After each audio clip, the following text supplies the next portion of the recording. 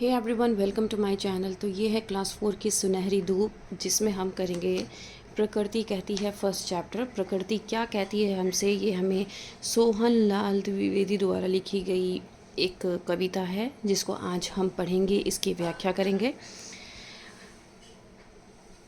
प्रकृति हमसे कुछ कहती है, हमें कुछ समझाती है, क्या?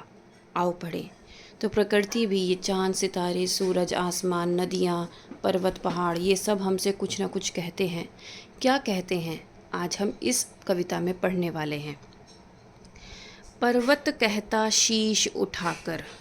पर्वत मीन्स पहाड़, हम कहते हैं ना पहाड़, पर्वत को पहाड़। पहाड़ क्या कहता है? शीश मतलब अपना सर उठाकर, तुम भी ऊंचे बन जाओ।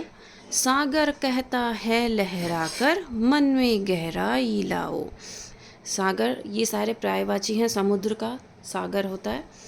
तो जिस प्रकार पहाड़ बहुत अपना छाती चौड़ा करके सीधे खड़े रहते हैं, तो उसी प्रकार कवि ने ये कहा है कि जिस प्रकार पर्वत अपना सर कभी झुकने नहीं देते, टूट के गिर जाते हैं लेकिन झुकते नहीं हैं किसी के सामने, उसी प्रकार तुम भी इतने ऊंचे बन जाओ कि तुम्हारा सिर भी कभी किसी के सामने ना झुक सके। सागर कहता है लहराकर, मन में गहराई लाओ। सागर क्या कहता है, समुद्र क्या कहता है? अब आप देखते हो कि समुद्र जो है वो बहता रहता है और वो बहुत गहरा होता है। तो उसी प्रकार कवि ये कहता है कि अपने मन की गहराई से समझो, अपने मन में जो गहराई है उसको लेकर आओ, उससे सोच समझकर किसी भी बात का फैसला करो। ऐसा नहीं कि जैसी चाल चल रही है उसी में चलते चले जाना है, नहीं, जैसा बहाव है उसी में चलते चले जाना नहीं, आपको सोच समझकर आगे कदम बढ़ाना है। अगर कोई एक गलत राह पे चल रहा है तो ये ज़रूरी नहीं कि आप भी गलत राह पर चलो। अगर 10 लोग एक कतार में खड़े हैं और सही कतार में सिर्फ एक इंसान है, तो आप उस सही कतार में जाओ जहाँ से आपको सही चीज़ का रास्ता दिखाई देगा, राइट? तो हमें क्या करना है, सही पथ को चुनना है। समझ रहे हो क्या कहती हैं, उठ उठ गिर गिर गिर तरल तरंग। तो यहाँ पर लहरों की बात हो रही है कि जिस तरीके से समुद्र की जो लहरें हैं, उठती हैं फिर गिरती हैं, फिर उठती हैं फिर गिरती हैं, तो ये हमारी ज़िंदगी का एक हिस्सा है, जिसमें हम हर रोज़ एक नई एक नई चीज़ का सामना करते हैं। कोई दिन हमारे लिए बहुत अच्छा होता है, कोई दिन हमारे लिए बुरा होता है, कोई दिन एक हमारा सामान्य दिन होता है जिसमें अच्छी और बुरी दोनों तरह की बातें होती हैं। तो ये एक जीवन का चक्र है जो चलता रहता है। सुख के बाद दुख आता है, दुख के बाद सुख सवेरा ज़रूर होता है।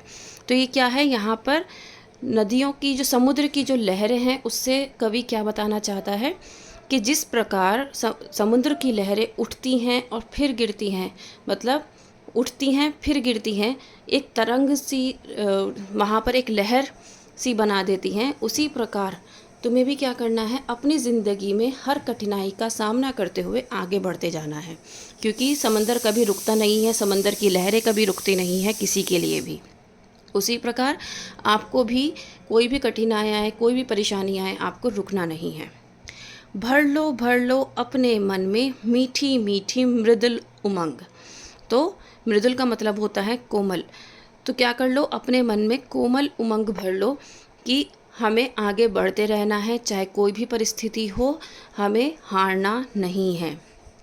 धरती कहती धैर्य न छोड़ो, कितना ही हो सिर पर भार।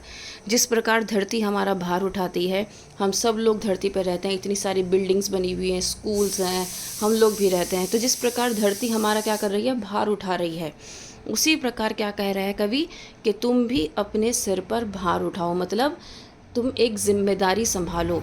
नभ कहता है फैलो, इतना ढक लो तुम सारा संसार। अब नभ ये कहता है कि जिस तरीके से आप देखते हो, कहीं भी खड़े हो जाओ आपको आसमान नज़र आता है, उसी प्रकार से कवि ये कह रहा है कि जिस प्रकार नभ चारों तरफ फैला हुआ है, तुम भी अपना नाम इतना रोशन करो कि सारे संसार में तुम फैल जाओ, तुम्हारा नाम पूरे संसार में हो। तो कवि इस कविता के माध्यम से आपको समझाना चाह रहा है कि आप जीवन में क्या कुछ नहीं कर सकते। अगर आप एक सही राह पर चलो, कठिनाई से बिल्कुल ना डरो, परस्पर मेहनत करो और आगे बढ़ते रहो, तो कोई भी आपको सिर ऊंचा उठाकर रखने से नहीं रोक सकता, कोई भी आपका नाम रोशन होने से नहीं रोक सकता। जिस प्रकार सागर की लहरें उठती हैं गिरती हैं, ऐसे ही ज़िंदगी में उतार चढ़ाव आते हैं, लेकिन उन उतार चढ़ाव से हमें घबराना नहीं है और हमेशा आगे बढ़ते जाना है। तो ये कविता हमारी कंप्लीट हो गई है। उम्मीद करती हूँ कि आपको समझ में आया होगा। Please like share and subscribe. That's all. Thank you.